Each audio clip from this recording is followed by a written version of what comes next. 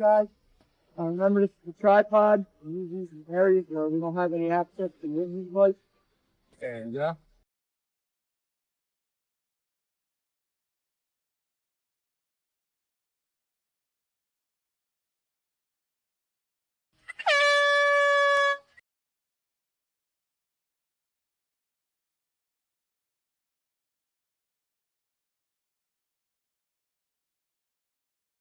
Confined space entries are never routine. You may use the same equipment, run the same tests, and even work with the same crew. But the conditions you face inside can be different every time. Tight areas, loose materials, and moving parts are just a few of the things that can complicate an entry. And when hazardous materials are added to the mix, things can become even more dangerous.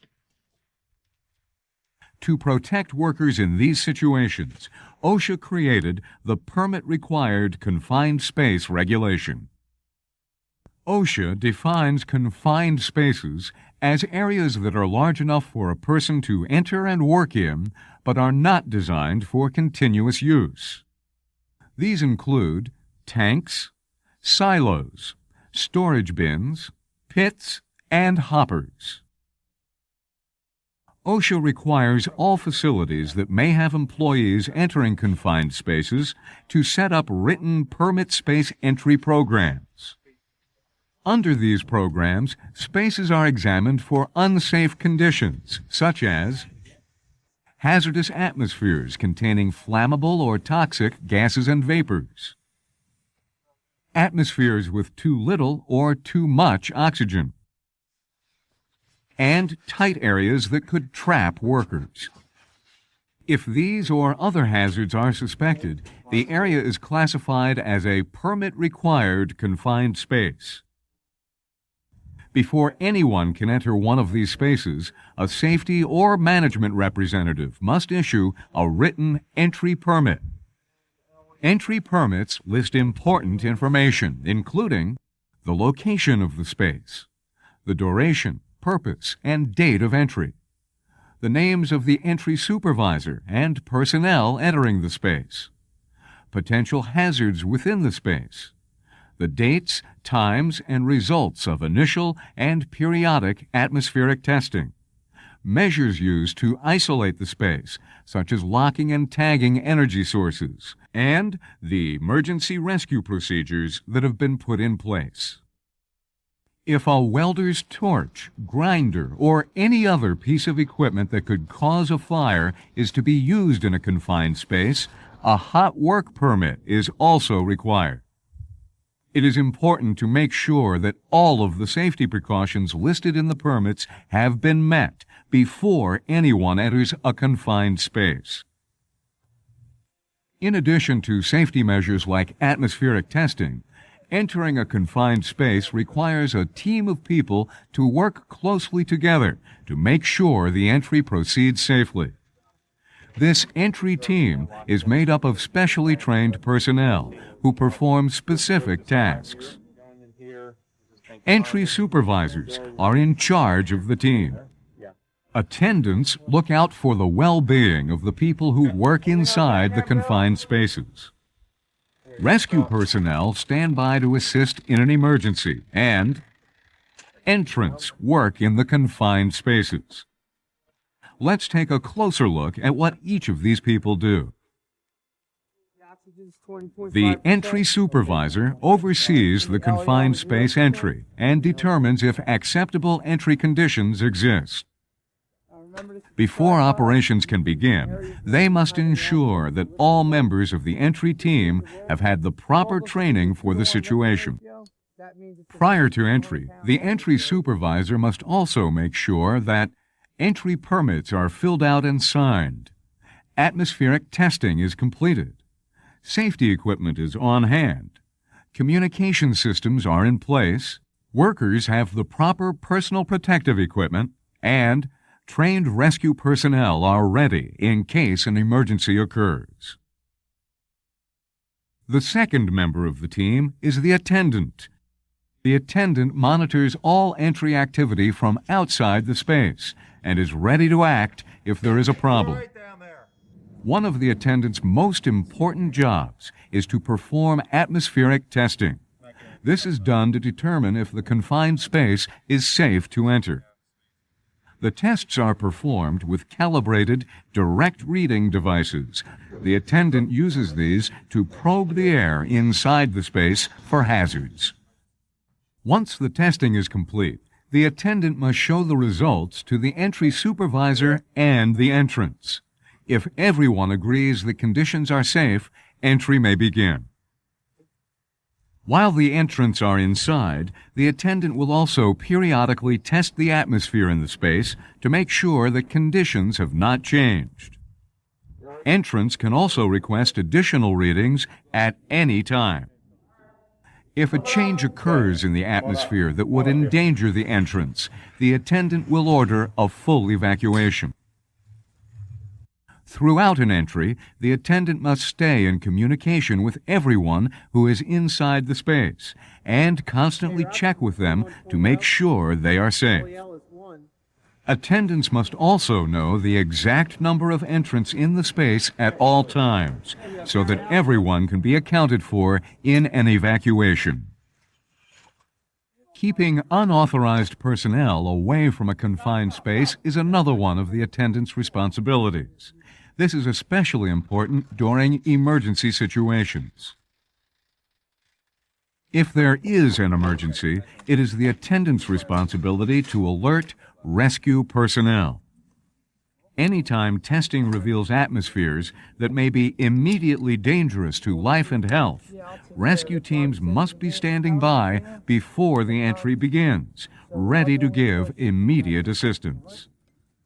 Even if IDLH conditions are not likely, a rescue team that can begin emergency rescue operations within 15 minutes must still be available.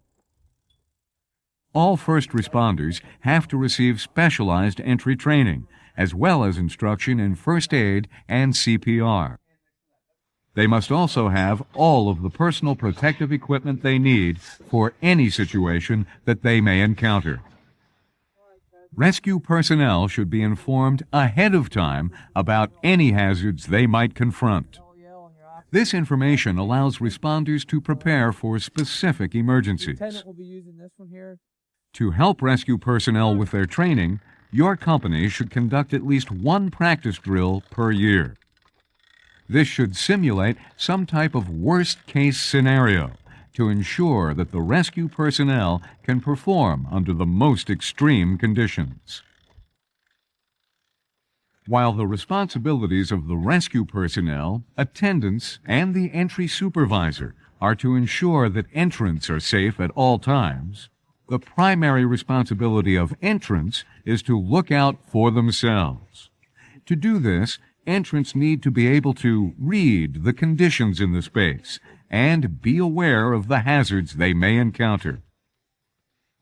Entrants must also wear appropriate personal protective equipment and use other safety gear, such as explosion-proof lights, when necessary. The use of lifelines that allow the entrants to be pulled from confined spaces in emergencies is required as well, unless it can be shown that the lines themselves are likely to get entangled or otherwise become a hazard. These retrieval lines are hooked to the entrance using a chest or full-body harness. When these kinds of harnesses are not practical, entrants may wear retrieval lines attached to wristlets. The other ends of the retrieval lines are attached to fixed points outside of the entrance to keep them in reach of attendants and rescue personnel.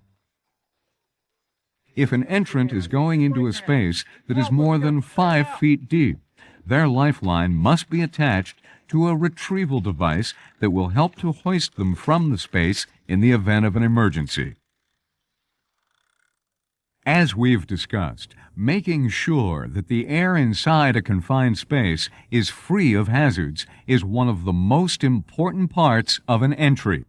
3 tests must be run to check for oxygen levels, flammable gases, and toxic fumes. Because the amount of oxygen in the atmosphere must be known in order to get accurate results when testing for flammables, the test for oxygen is always performed first. Serious hazards may exist if this test reveals that there is too little or too much oxygen in the atmosphere. If the oxygen in the atmosphere is below 19.5%, it is oxygen deficient. Breathing this air can result in an entrant losing consciousness and eventually even dying. If the test reveals an oxygen level above 23.5%, the atmosphere is oxygen enriched. This significantly increases the chances that a spark or other ignition source will cause a fire or explosion. The second atmospheric test detects flammable gases such as methane, acetylene, and carbon disulfide. Flammable gases are dangerous when they reach concentrations greater than 10% of their lower flammable or explosive limit. Dust particles are another flammability hazard to watch out for. When enough dust fills the air, it can fuel a fire or explosion. The general rule of thumb is, if dust reduces your vision to a distance of 5 feet or less, it should be considered dangerous. The last test identifies toxic atmospheres. Carbon dioxide and hydrogen sulfide are two common toxic gases. Materials such as these can cause loss of consciousness and even permanent brain damage. In addition to the initial testing, the atmosphere in the space must also be checked periodically as the entry progresses. This is because the conditions inside a confined space can change at any moment. Atmospheric testing is usually done by the attendants at the opening to the space.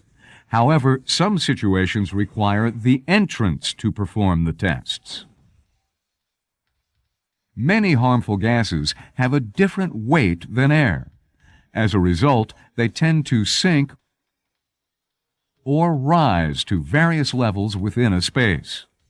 When the air becomes stratified like this, atmospheric hazards can be difficult to detect at the entrance because the harmful vapors may be out of range of the testing instruments. If stratified air is suspected, entrants should probe the air at least 4 feet in front of them and to each side. If conditions are determined to be IDLH, then the space must be evacuated immediately. An important part of the permit-required confined space regulation gives entrants the right to observe the testing and monitoring of confined space atmospheres.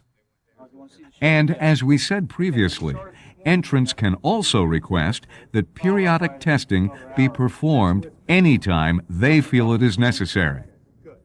This allows entrants to make sure that the space they are working in is safe. Once atmospheric tests are complete, a plan of action can be created to protect the entrants. For instance, when testing detects a flammable or toxic gas, its source must be found and, if possible, locked out and tagged.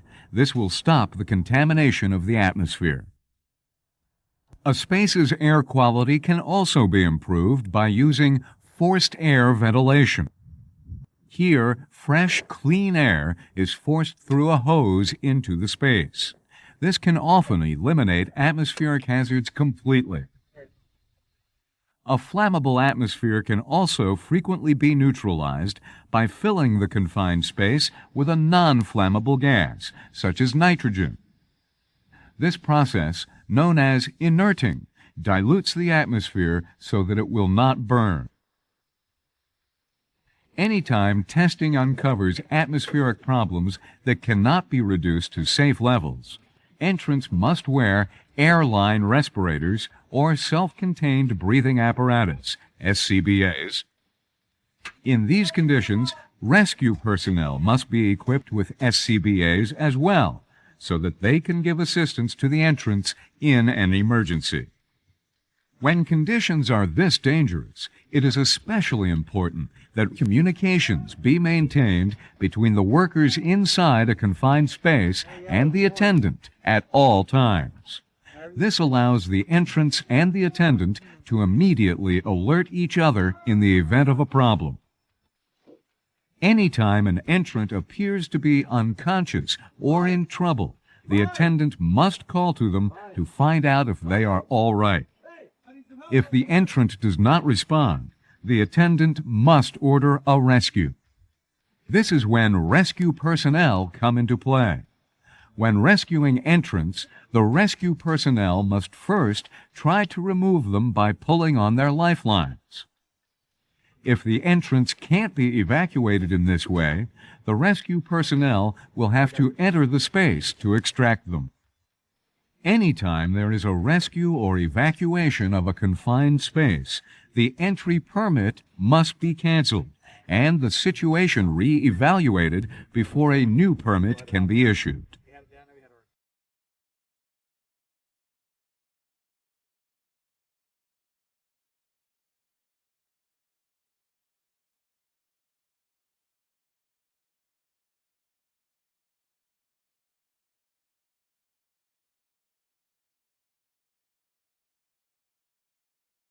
Every confined space has its own unique hazards.